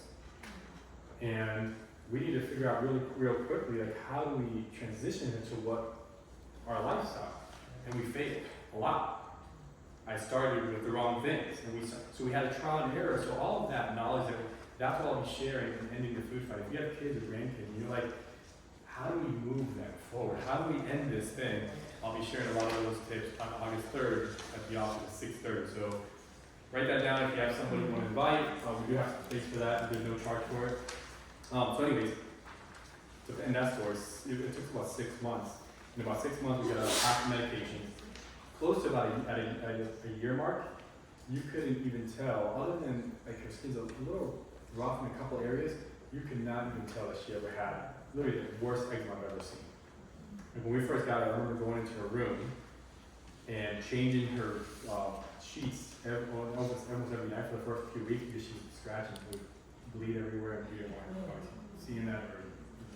Anyways, so about a year later, no asthma, no anxiety, all the medications are gone. Until this day, she's 15 now. I don't think she's never used one of the inhalers. We have it just in case, we don't know. So that's the power of what we're doing, but it takes effort, time, and stuff. So, how do I get there? Meats, that's what I got there. Meats are the most important part of this. Yes. Once you get the meats under control, then you go to your fats, then you go to the fruits, veggies, and all that. So this is how I use the chart. This is why I said 11:30. I'm like, I don't know if I'm maybe able to stop it on the third day. There's so much I want to share. All right, so you go to your meat section, you look at meats there. The worst there is conventional factory farm, poultry, grain, beef, pork, all processed meats. So this is, if you go to Publix, this is the best example, I think we're all familiar with this. This is, you go to Publix and you go to the meat section, and that's their regular meat. So we have never stopped at the regular, our kids were like, we're not ever. So then if you go, like, if you want to make the first step, you go to the next one. This is the next best one at Publix. It's organic, hormone-free, and that's beef, turkey, pork, all the things. That would be your green white section. Right? You guys understand? You've seen that? So if that's where your budget is, great. That is so much better than the first section. Go to green whites. If you say, oh, there's a little bit more in the budget, I can spend a few more dollars per pound of meat, whatever. You go to the next section, and that's organic, free-range poultry, grass-fed beef, and you know, nitrate-free turkeys and meats and stuff like that. That's the next one. The best one would be, just because it says grass-fed beef at the store does not mean it's grass-finished. They still can finish it with grain the last 90 days of its life.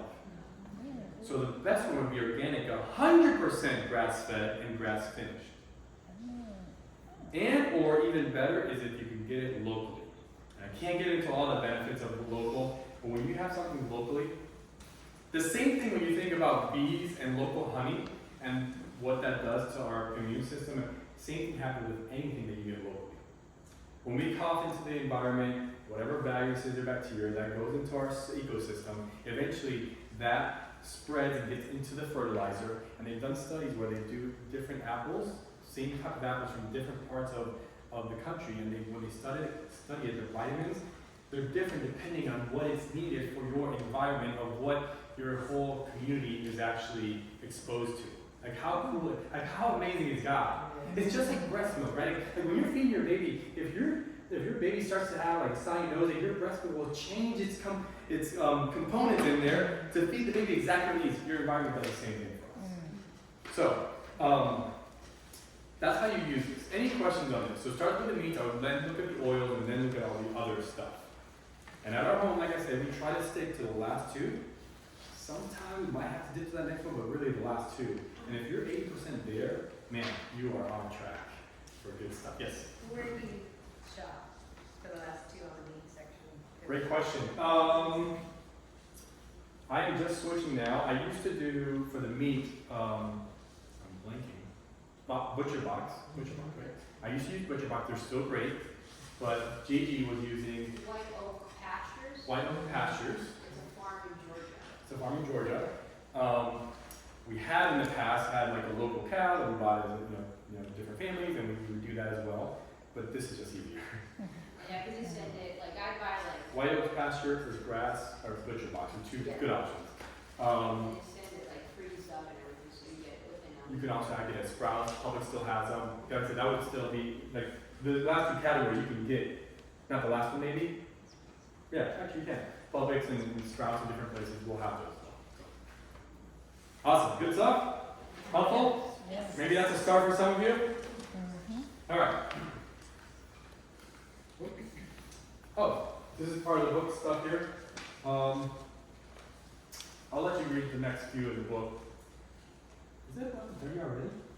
It doesn't matter. Just All right. talk. Okay, Let's we got 10, 15 more minutes? Okay. All right. Okay, let's do this one here, and then we'll end with some fun stuff. So, when we talk about testing, and we talk about doing blood work, a lot of times we talk a lot about the red light testing. This is what they test medically, and we need that. That's your glucose level, your white blood cell count, all the things, CBC, all that stuff, right? So that's good, but here's the problem. That is a snapshot of do you have disease or don't you have disease. It doesn't tell me anything of what's happening functionally in the body.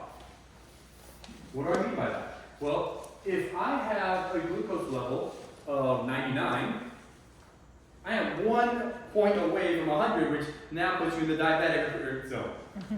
So what we look at when we look at blood work is we look at functional ranges. And beyond that, once we look at a blood work, we want one that look at also yellow light testing. Yellow light testing would be functional testing. What is your body doing functionally to keep you either going toward the green light of health, or functionally, are you slowly progressing to the red light where before the bottom falls out, right? So baseline testing for us in the office is I'll have you bring your blood work in. We sit down one-on-one and go through that, see where it's at. But then we say, okay, we need to do some functional nutrition testing to see where are you lacking, or where's your body maybe not doing exactly what it needs to be doing. So, talked about this earlier. Metabolomics testing is testing that looks at vitamins, minerals, amino acids, gut health panel, mitochondrial dysfunction. This is at the cellular level. How are you making your energy? How's your energy being made? Oxidative stress, toxic exposures, adrenal support markers, metabolic pathways for carbs or fat. Some of us have the system that we can have more carbs, and some have the system where we should be having more fats and meats. We don't know that until we test. So we test over 90 functional markers, and then from that, we can put a very specific plan together to say, okay, this is what your body needs, regardless of what the blood work is showing. Now, in most cases, the blood work will start changing when we see that, and if it doesn't, sometimes we just have to continue digging a little bit deeper. Make sense? So, we'll go through that one. Any question with that so far, with the metabolic test and functional medicine? I went that kind of quickly there. Yes? Do you guys do it at your practice? We do, yeah. We do the functional testing, yeah. Any other questions with that? So earlier when I talked about this and hormones, that's what I was talking about. A lot of patients come in and say, I want the hormones tested, and that's fine to get a baseline. But if we're not doing the functional test that tells me, hey, you're taking fats or cholesterol in, are you able to break that down every step of the way to get to pregnenolone so that you can feed this pathway? And that takes certain vitamins, certain coenzymes, and those are the things that we test. It's the in-between, not just is cholesterol high or low. And when we test it in between, if there's a kink in the chain, we can plug that, plug in whatever the kink is, to help it, flow through that, so then your body starts to heal and function better. So when you hear functional medicine, or that's what they're doing. That's what we're doing. Can you use your insurance for the labs, or no? Not for that lab. No. Yeah. Typically, and there's another thing. So for that lab work, it's like the what do you call it? The retail kind of thing is about $1,000 to $1,200 for it. We do it at $520, I think, for that lab work. I think it's $520. Might be a little less. It used to be more, and then we switched to a different company, and we were able to lower the price. So yes. I just wanted to share that Dr.Serrano and Dr.Gigi are my chiropractor. I've been with them for 4 years, recently 15 total, I don't remember. Anyway, I've done all of this stuff, and it really, really, really works. I've done the metabolic, they adjust me every week, my husband also, they're amazing. Thank you. So, Yes. yeah. So if I've gone to a root cause functional Great. Yeah. medicine place because I had some issues and I wanted to get to the root cause. Do you think they did all that complete testing when they did? Potentially, yeah. Should have been, right? Potentially, yeah. They found I was sensitive to gluten, so Okay. that's a new thing for me, new challenge. So, one of the things we will, at the end here, we're going to do a couple giveaways here as well. And if you guys want, one of the things we were going to offer and do is Dr. Gigi and I this week, we will open our schedule. We have lunches that we kind of kept open for Monday, Tuesday, and Wednesday to just give you guys a call if you want to talk individually, if you have like 5-10 minutes of something you wanted to discuss or a question or something like that. So then if you have like blood work that you've done or whatever test, you can email them and we can look and say, oh yeah, they did that. That's great. They did a good job. So, yeah, so we can do that. Is that good?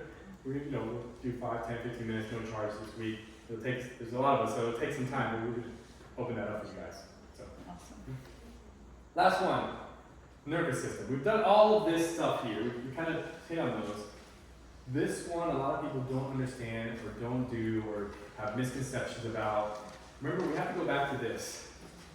We are stuck in a sympathetic tone. And when we're stuck in that sympathetic tone, that's a nervous system issue. Your nervous system holds all that in. Earlier I mentioned Christina. Christina came in, She was about to spend $5,000 on functional medicine, and because she did the thyroid, had all the symptoms, nothing was working, and she came to a class like this, and she said, when I went over the nervous system component, she's like, I think that's where I need to start.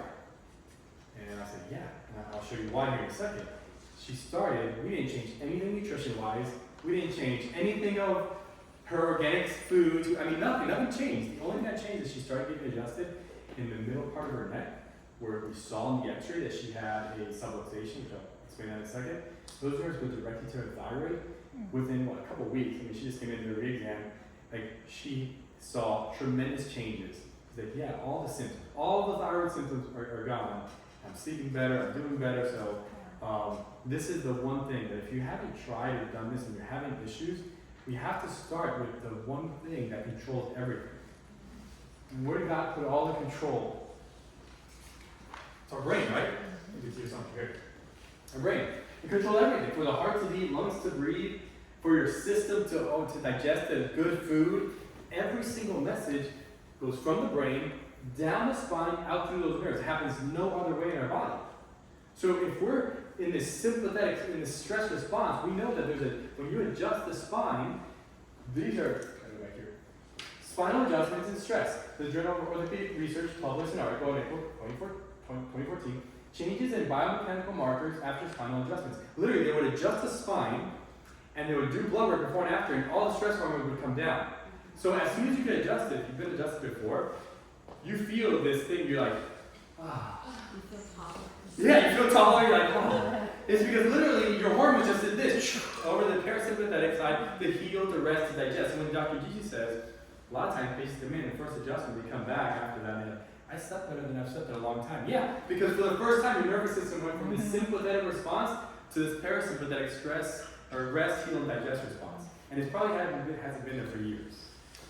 So that's just on the stress side. Then you go to how it impacts all the organs. We know that from the back, we should have a nice straight, tall spine, right? If my spine is twisted or bending to the side, what's happening to those nerves there? There's pressure, there's pinching. If that nerve goes to the heart, is there any possible way the heart's functioning at 100%? No. And when you start to lose function in something, eventually what? Leads to disease, dysfunction, and then you have symptoms, and then we go take care of the heart, and we never take care of the root cause, which might be a spinal condition. One of the biggest things we see from the side, we should have, I do it this way, a nice rounded curved neck, right? What do you think? So, back to kids. When I first started practicing 15 plus years ago, if I took an x-ray of a teenager, how many do you think had a curve like this? 15 years ago. A lot, right? 80, 75%. If I take an x-ray of a teenager today, how many do you think have this curve? Or have this, or worse, it goes the other way? Give me a percentage. Which one? 75%, I would say, at least, maybe more. And when you're in this position, you are literally crushing the spinal cord in there, which is giving life to the body. I love this. I love medical terms because they always mean something. And this is not a chiropractic thing. This is a medical term. If I gave you the term arthritis, break it down. Arthro means joint. Itis means what? Inflammation. Arthritis, all it means is inflammation of the joint. If it stays there long enough, it will degenerate. Okay, that's arthritis. This is the medical term for a spine that's out of alignment. It's called subluxation. Why do I love this term? Break it down medically, right? Sub means less than or below. Lux means light or life, and this is just motion. So when you have this life and this light that God's giving you, that spirit that He's giving you, that breath of life, and we have a subluxation in the spine, we're literally decreasing the life flow or the light to the body. That's why the postural exercises are key. I said, you're going to do anything here, please do postural exercise. And we're sitting, right? And as we start to decrease that life flow or that light going through the body, we start to have dysfunction disease and the body cannot function and heal at its maximum potential. That's what we do in the practice. We want to look at somebody's spine posture. We're going to potentially take certain x-rays, depending on what we're seeing, and then say, hey, here are a couple of the areas that are concerning to us. Here's some recommendations for stretches, exercise, and adjustment to get it in the best position possible so that you can live to whatever potential God's put inside. That's what the office is about. And then you add in the other layers of nutrition and detoxification, and now you actually have a plan to build health and not just fight disease for the rest of your life. Pretty simple, makes sense, right? So, any questions about it? Yeah. A couple things. For those of you who are patients here, I wanted to put something in here because I know there's a handful of you. Benefits of wellness chiropractic care. Yes, as chiropractors, we'll see patients in pain and stuff like that, and we love helping them. But what we love more is seeing the families that have been under care for 4, 5, 6, 7, 15 years now, seeing some families, and see the benefits that it has over the years. This is just one of many studies out there. Positive results. A 7-year study showed that patients whose primary care physician was a chiropractor experiences the following positive results. 60% fewer hospitalizations. 62% fewer outpatient surgeries. Here's the big one. 85% less in prescription cost medications. This is a person who's been under wellness chiropractic care for years, and the first time that they have a symptom or some changes, they'll talk to us and say, hey, this is what's going on that's different, or is there something that we can do naturally or, to help this? And we say, yeah, here's X, Y, and Z, and we try it. And in most cases, it helps. In the cases that it doesn't help, we'll be the first one to say, hey, it's time to go to Dr. Zelenko or to the next, and take the next step in that case. And we've done this with thousands of families, and this is where we believe the system is backwards. We wait, then we have to go to the hospital or doctor to give us a medication, and if that medication doesn't work, what happens next? They give you a different medication first. If that doesn't work, you go to a specialist that can do a different medication or surgery.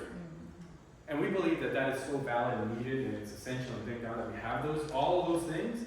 But if we flip that around and start like this, so much, 85% of it will be taken care of before we get to the true 15, maybe 20% that actually need those extra other things, right?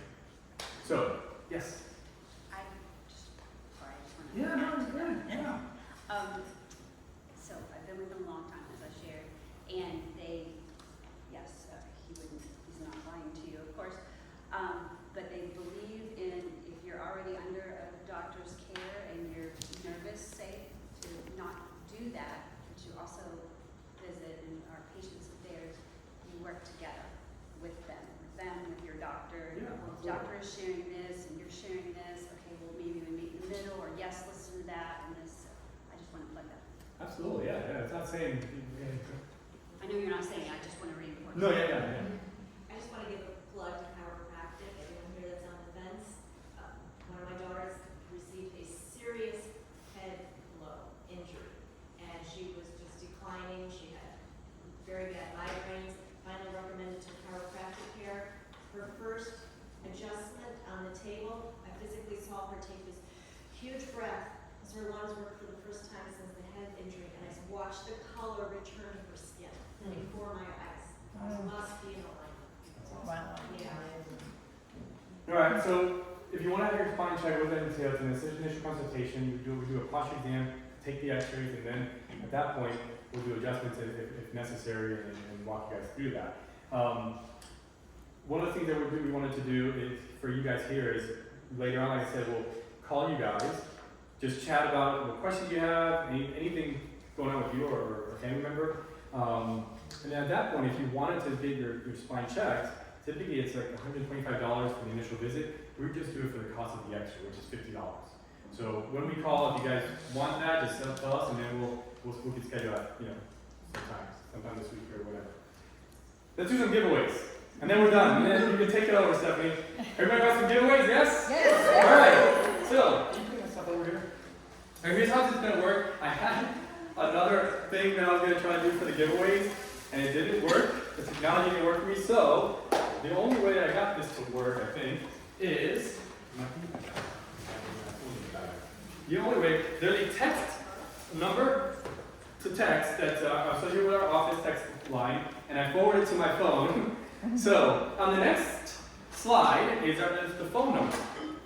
And what I'm going to do for the giveaway, I have 5 of the leg compression 6. Each card has 6 compression sessions.